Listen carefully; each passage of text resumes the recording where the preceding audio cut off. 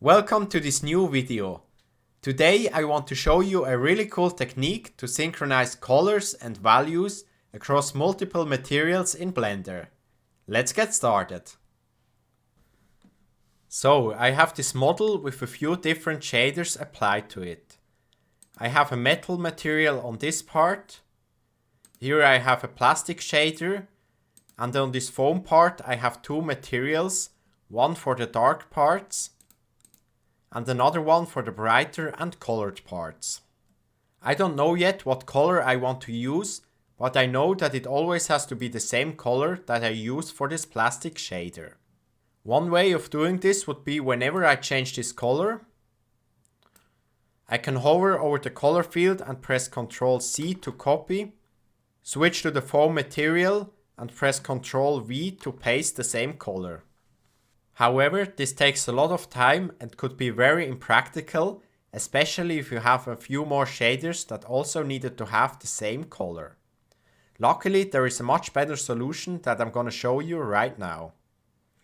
For this, press Shift A, go to Input and add an RGB node. Plug the color into the base color and then select only the RGB node and press Ctrl G to create a new node group. As you can see, we now have a group with only this node. You can use the shortcut Tab to exit or enter a node group. And I'm going to rename this to Sync Parameters.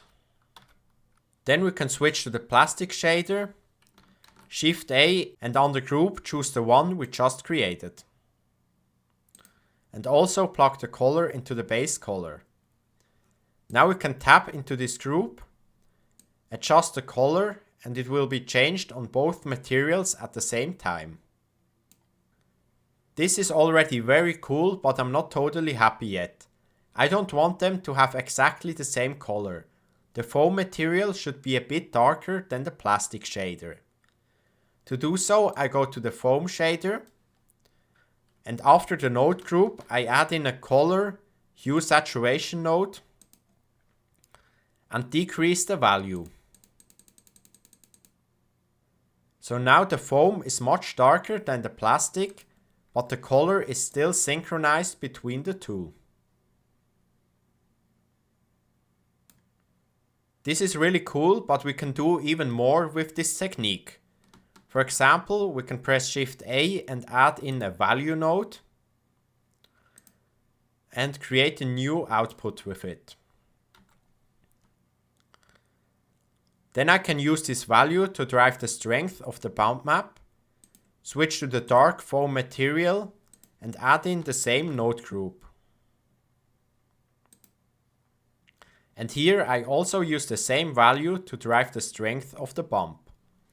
Now I can enter the node group and use this value to change the strength of the bump for both shaders at the same time.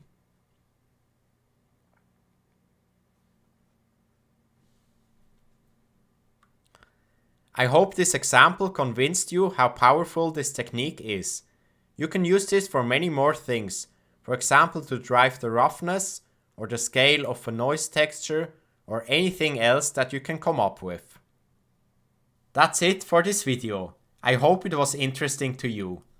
If you like the content I create, please consider supporting Blender Daily on Patreon.